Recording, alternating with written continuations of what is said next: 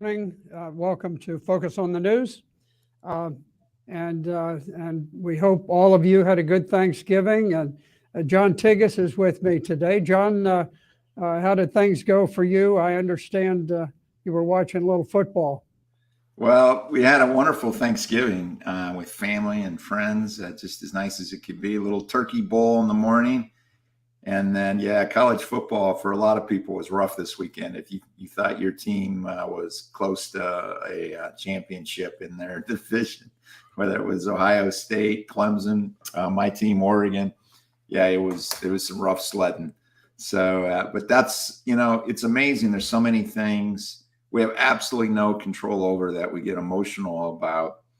And then there's things that we can actually do something about that we often don't do something about it. And, one of the things that's been really interesting lately is there's such a coordinated effort to push just wicked and immoral practices on children. And it is something that people can speak up about because much of it's being done through even the school systems. And we're seeing this now in some pedophile type activities, particularly with all these trans folks bringing people to story hour or game time or whatever else.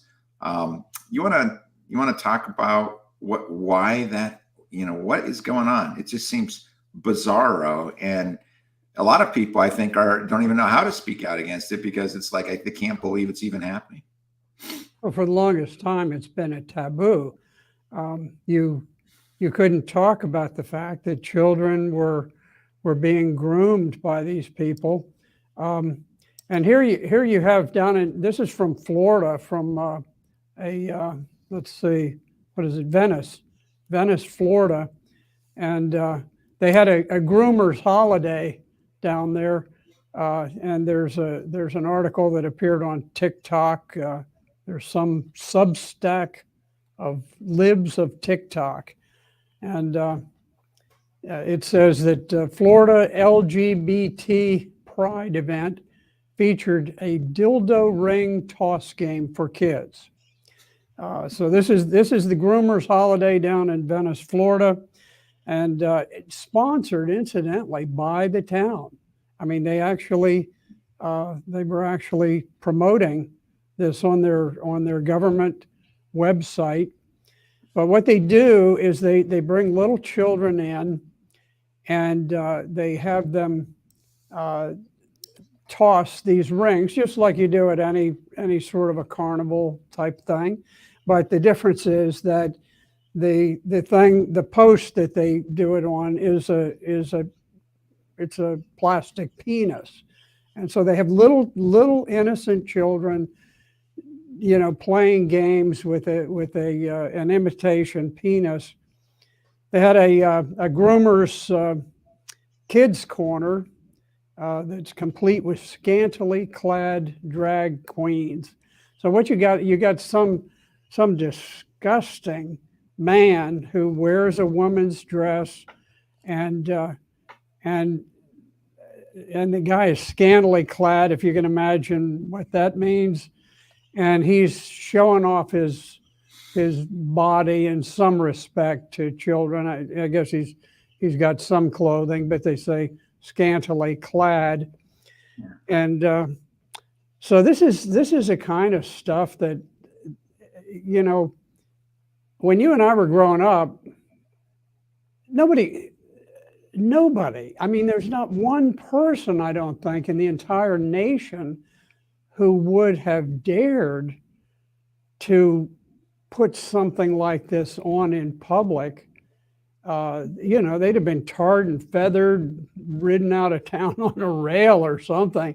But now they've indoctrinated people, that on television you see the homosexuals, and they're portrayed as being, just kind of funny, comical, fun-loving people. And the fact is that there's a very large element of the population that has an intense interest in children And you've got, the people that put on these LGBT pride events, they get titillated by exposing kids to this stuff. It gives them a sexual high. And then, what they're trying to do is to lower the kids' resistance to sexual advances by pedophiles. Yeah.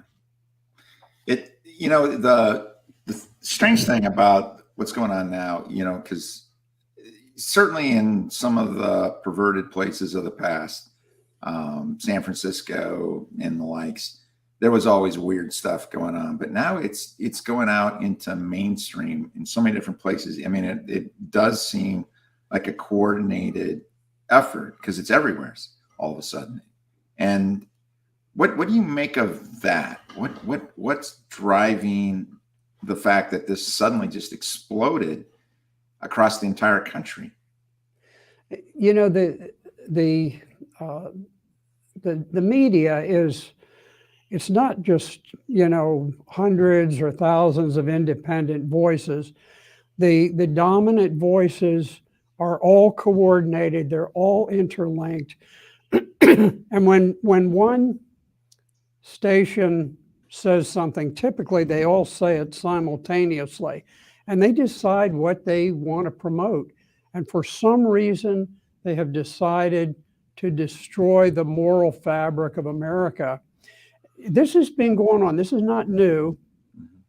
Back in the early 1990s, I was the head of the criminal law division at the Pentagon, and there was a great debate over gays in the military. And they knew if they could get homosexuals integrated into the armed forces, that would be sort of their foot in the door to begin to collapse the moral structure of the country. And I had there was a case we had worked on out of the Pentagon where there was a bust, a CID bust of an incident on Fort Hood, Texas, where there was a public toilet and had been advertised among the gay community, and they busted 60 of these people going in there having anonymous relations with one another. It was right excuse me, it was right across from the child care center on post. And we had it all documented. There was a fellow who was he was an AIDS counselor out of Waco, Texas, and he was picked up again having unprotected sex with anonymous strangers, and there was tremendous interest in it. I had a lot of mainstream journalists who came to my home to get all the information. They all ran off to publish their stories. It was killed across the board in every one of the media outlets. And these were the top ones. They thought they were really onto something, but obviously the word came down from on high. You will not interfere with the narrative. The narrative is going to be that these are wonderful people. They're the salt of the earth, pillars of the community. We cannot have them hanging out in public restrooms and threatening the community. So I think what's happening now is there's starting to be some opposition bubble up from below, from people like us and another 100,000 voices that are out there. But the whole narrative is starting to shake a little bit. Yeah, it's funny, that you go back to the homosexual issue, because back in the early 90s, particularly when Clinton was first elected, one of the first things he did was to allow homosexuals, the whole don't ask, don't tell, which for a lot of, there was people who resigned their commissions over that. And fast forward, 10 years later, and that was discriminatory. Don't ask, don't tell was discriminatory. And it become something that had to be amped up even further. So, I mean, there's a reason it's called sodomy, the Bible. And if we believe in in certain biblical values and God's law that he destroyed the entire world under Noah, and then entire cities under Abraham and Lot, because it was called sodomy. Yeah. And when we allow something like that, and we justify something that we go, people love each other, they're born that way, and then we begin to just allow it mainstream in our society and our churches. We don't recognize it, that there is a moral problem there. Next thing we know, we've got dildo games going on with children. I mean, that sliding slope started when we eroded that basic sexual standard to fall. And it's, I think most people are very conscious of the fact that some people struggle with their sexuality, just like some people struggle with alcohol, or they struggle with anger. And we don't dismiss alcoholism. We don't dismiss out of control anger. And yet we've dismissed out of control sexuality. And it's killing our country. It's literally killing children. And it's a real problem. And it seems to me that's where it starts, is when we dismiss a standard that's been in place, a moral standard, as no longer applicable. This is where we end up. Yeah, it doesn't go back to the birth of Christ. It goes back really to the beginning of time. This has been a vice that people have dealt with, cultures have dealt with, and it used to be that we had vice police. There actually were vice squads, and the purpose was to deal with those things that have always been out there. They've always been with us, but to keep them suppressed. Yeah, it destroys society. Yeah, homosexuality, drugs, gambling, a number of things like that. And as long as it was pushed to the dark corners of society, then the rest of the world could live normally. But now it's being brought out into the light. It's actually being hailed. We had President Obama bathing the White House in rainbow colors to announce that America stood for sodomy. Yeah, the irony of the rainbow flag, when the world had just been destroyed, and God sent a rainbow to remind that he wouldn't do that again. It wasn't so that the consequences of sin would not still occur. It's sad. And once you go down that line, it's really hard for societies to recover from it. Speaking of things hard to recover from, though, Zero Hedge just came out with a report showing that the housing market has been absolutely obliterated. If that shouldn't be a surprise to most folks right now, but homebuyer confidence is way below the red line, and it's looking like, I don't know, Jose, if you want to bring up those charts for Senator Black to take a poke at, but we got some real issues going on in terms of home buying and interest rates and everything else. So this shouldn't be a surprise for people, but what is it that you think is the behind the scenes, what people really need to know and what this is pointing to? Yeah, this particular article first appeared in Zero Hedge, and the title was "Housing Market Obliterated, Pending Home Sales Post Record Drop as Deal Cancellations, Price Cuts Hit Record High." And what's going on, and you can see from the graph here, if we can home in on that, this is over quite a number of years. You're looking at the ups and downs of the market, and you can see as you get on the right side, there is a historic plunge, and the red line is the home buyer confidence, which has just collapse beyond anything that we have ever seen in history. The green line is home builder confidence, which is following. So the home buyer confidence is the sort of the leading indicator, and then the builders are catching up and they're saying, "Oh my gosh, the world is collapsing." That's putting it a little bit too graphically, perhaps, but it's a really, really severe situation. So the home buyer confidence has taken out all previous record lows. That includes the post 2006 housing bubble. Now that housing bubble just, I mean, nobody in the world wanted to touch houses. They were just toxic at that point, and that was nothing compared to where we are today.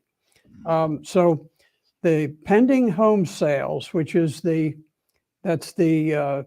basically it's a record of how many contracts you have for upcoming sales, and it dropped 32% in October, year over year.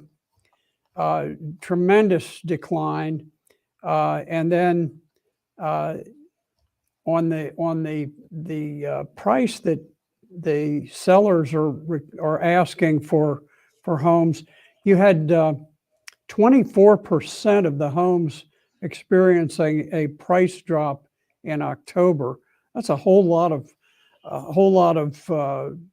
homes where people are putting them on sale to sell them. 18% of the home buyer contracts fell through. So these are where people have actually put their John Hancock on the line, and then they can see that the home value is dropping. So let's say you put in a bid for a house at $400,000, and you're waiting for the contract to be finalized, and you discover that, well, people are starting to sell houses for 375 or for 350. You got to get out of that contract somehow. So you're gonna walk away from your deposit. You're gonna do whatever you have to, but you're not going to close the deal. So this is happening, and some of it's inevitable because when the Fed raises interest rates, the purpose of it is to slow down economic activity. But it's always good to go back to what caused it. And what caused this enormous explosion in housing prices was the Treasury was printing just limitless numbers of dollars. Congress was spending. I mean, drunken sailors would be insulted by what Congress was doing by just printing $1 trillion here, $1 trillion there. Oh, let's eliminate student debts. Let's send a bunch of money overseas for global warming. Let's do this. Let's promote some wars here and there and everywhere on the globe. And well, those dollars, that you get too many dollars chasing too few homes, and that's how we've gotten in the pickle that we're in right now. Well, and remember, we also had, after the George Floyd riots and COVID, a lot of people were fleeing the cities. So we had an increased demand again out in suburbia. And so there was a lot of factors going on, plus the, almost no interest loans. And now with interest rates almost double or more than double what they were in the middle of COVID, most people, they don't look at the house price. They look at, what's my monthly payment? And the monthly payment in many cases have almost doubled. They just can't afford it with those interest rates. And it doesn't appear that that's going to change anytime soon. So tough to be a home builder or someone that wants to be a home buyer right now. And guess we're going to have to go through some shock therapy until things start to level out again. But what a tough industry, ups and downs, a complete roller coaster ride. I used to see this in Florida when I was growing up as a kid. And of course, Florida was a boom area, South Florida. And you just have thousands of houses going up in some huge development. And then, interest rates would change, and all of a sudden it turned into a vast ghost town for as long as the recession lasted. So it's not a new thing, but what is new is the severity of the downturn. This may be worse than what we experienced back when I was a kid growing up in Miami. Yeah. Well, most people in days of old said if you had 3 quarters in a row of GDP going down, you had a recession, and the Biden administration decided to change the definition of that. But I think most economists would agree we are in a recession, and you certainly only have to look around at prices and things like the housing market to recognize for the everyman, things are tough. And every time we've gone through a real recession, not just a housing, market bubble and collapse of, financial systems, but a true recession correction, they go for sometimes close to a decade.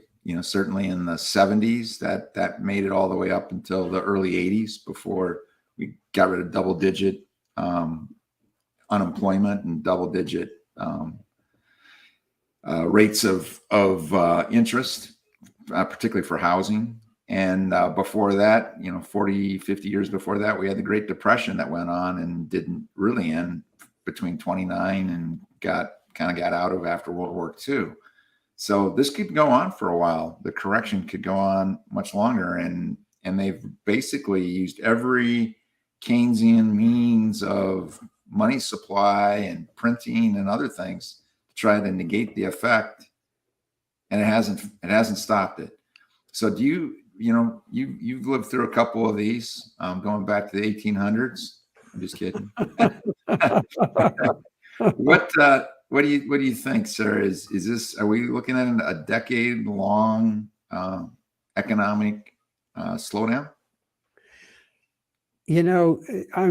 That's a really hard question. People can guess, but the thing that bothers me is that there's so many things right now militating against a good economy. And one of the biggest things is we got into this sort of tit for tat thing that where we started sanctioning different countries and blocking foreign trade. Now, foreign trade it's a win-win situation. Now, when we first started, it wasn't, because we were shipping all of our factories overseas. But now that we've reached a different point in our economic development, we get a lot of benefit from cheap goods coming overseas, and then we send things that are relatively cheap to them. Yeah, the basic free trade concept. Free trade is a great idea, and but now we've just, having gone through all the pain and suffering to establish these trade links, now we've gone and we've just taken a fire axe and we've cut all of these links. And it's like, I keep hearing, we'll hear government officials and they say, well, this or that is helping the enemy. I don't have enemies. I mean, honestly, I can't think of a country on earth that is an enemy to me. It's an enemy to the globalists, to the ideas of global expansion and that kind of thing. Venezuela is not my enemy. Right. If I were there, maybe I would really be against the government. I'm sure I would, but the government of Venezuela is none of my business. I don't care. I mean, I don't care to intervene. No, I do care. I always was pulling for the opposition against the government there, but they're not my enemy. They're not coming to get me. And the problem is we've created all these enemies. Everybody on the planet is an enemy of the United States. And we're going out there and we're cutting economic ties everywhere. So that's going to be a long-term drag on the global economy. You've got China doing crazy things about this zero COVID lockdown. It's so insane. For a couple of decades, China seemed to be like the whiz kids on the block where everything they did turned up golden. And now there's been this reversion back to sort of the old style, we rule by decree, and somebody's decided that we will be free of COVID, and it's just insane. Well, even the Chinese people, in spite of a great potential loss, are finally protesting on a broad scale, this white paper rebellion. And it's interesting because you make a great point, is so much of this, it's like the Chinese are deliberately destroying their economy with this zero COVID thing. It doesn't make any sense anymore. There's no science to support it anymore. We see across the world, rebellions, Brazil, Iran. There are serious pushback against all of this.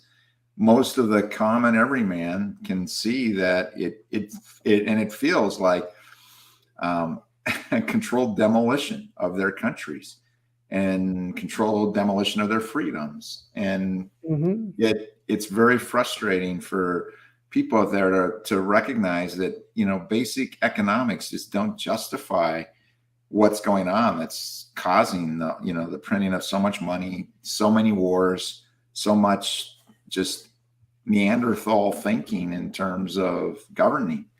And yet here we are, and people are suffering from it and will continue to suffer. And if this goes on for, years instead of months, I have to believe that a lot more people, I would like to think, would wake up. Although I read something interesting. It's worth probably noting. The guy who wrote Brave New World, Huxley. Yes, Huxley. I just saw a quote over the weekend where he noted that the true takeover of society will be pharmacological. He said this back, almost 100 years ago when he wrote. And I thought it was really interesting that he would think that way. But if we look around as well, why people aren't speaking broader against their basic rights being taken, freedom being taken, and kids being abused, as we talked about earlier. And I looked up, what percent of the population are on various types of drugs. And I had no idea that almost 20% of the population is on some sort of antidepressant. And then you add to that the number of people who are, caught up and addicted in various drugs and alcohol and other things. And it's no surprise, as Huxley said, that pharmacologically people are so dumbed down and so numb that they're not able to fight back because they don't even know what to do. They can't even recognize anymore that their freedoms are being taken. And we just see this on so many different areas, and we certainly see it across our society economically right now, that people aren't even being stronger. And certainly we saw it in the latest election, that if we believe the election system worked, why in the world more people want to have voted these goofballs out of office? So it's a very strange situation, and maybe not shouldn't surprise us that in Nigeria we've got people doing Salem witch trials all over again and killing people because they think that witchcraft killed their kids. Nutso stuff. I think you like to call this the nirvana fallacy. What is the nirvana fallacy, and what do we need to know about it? Yeah, well, here's the situation that we've got here. This is out of the Mirror from United Kingdom. They have a story about jihadists in Nigeria, executing 26 women for being witches. And that's because the local warlord had his children suddenly die of some disease or something. And he just decided that these were witches and they needed he needed to take them out. And so it just shows, just how primitive the mindset of people can be. And, the liberals preached for many years that all cultures are equally meritorious, and it doesn't matter how primitive or barbaric they are. They're all, it's this idea of equity. Everything is equal to everything. And so this is where you have this fallacy that is part of liberal culture, and it's the nirvana fallacy is comparing something which is imperfect to some vaporous ideal of perfection. So in other words, you have a culture like the American culture, history and culture, where not everything was perfect, but things were generally good, and they were generally improving over centuries and centuries. And what you do is you take the things that were done, little things that were not perfect, and then you compare it to some imaginary ideal, some idyllic dream world of lollipops and sugar plum fairies, and you think, well, you didn't meet this standard. Well, it's true. Like we had slavery in ancient times in the United States, but when they criticize it, they always omit the fact that slavery is a fairly widespread practice in parts of Africa today. I think it's Mauritania that's one of the worst. And you can literally go in and you can literally purchase human beings, and they belong to you, and you take them off and have them till the fields or whatever you do. Well, they always ignore that kind of thing, and they say, well, look what you did back in ancient times, back 7 or 8 generations ago, and you should have figured it out before then. Well, when we figured it out, there was not a country in Africa that had eliminated slavery, not one. Right. And actually, I was graduating from high school when Saudi Arabia took slavery off the books. Wow. Okay, so it was 1962, and some people would say that women still are slaves in Saudi Arabia. So, well, there's, slavery is not gone. I met a woman once, very lovely woman, who had gone sightseeing in Saudi Arabia with a male companion, and while she was there was a fellow who approached the man she was with and offered to purchase her for 100 camels. Now, she was a very attractive woman. I can't tell you whether she was worth 100 camels or not, but the buyer seemed to be inspired. I mean, he was literally going to purchase her on the spot, and this was long. I don't know what it would have been, probably somewhere in the early 90s, maybe, that she was over there. So slavery is still going on there today. Yeah. So we need to stop flogging ourselves for the fact that we didn't, come into the world in a state of Christ-like perfection. We had a lot of darn good people. I think about Robert E. Lee, who's chastised, and Stonewall Jackson, 2 of the finest, most upstanding human beings ever known. Robert E. Lee, until recent years, was one of the most revered American heroes because of his dignity, his desire, and his efforts to reunite the country after it had been torn apart. And he honestly, people in the northern states were in awe of this man, that he was able to maintain his dignity in the face of horrific adversity. And now we cast those people aside. Just the other day, somebody was throwing paint on a statue of Abraham Lincoln. They want to get rid of every vestige of history. So we need to get away from the Nirvana complex in this country and get back to realizing that we've got a lot that is worth fighting for and preserving. And right now we're on a downhill slide. You know, for so many decades, we were just going up. We were improving situations for people who had maybe not gotten as much. And, you know, gosh, under Donald Trump, we had the lowest Black and Hispanic unemployment we've ever had in our history. And so you can't compare things with perfection. No, I read a quote of a lady. She said, you know, her family left a Greek island for the freedom of America and the opportunity of America. And she goes, I keep asking myself now, why do I always want to be back on a Greek island?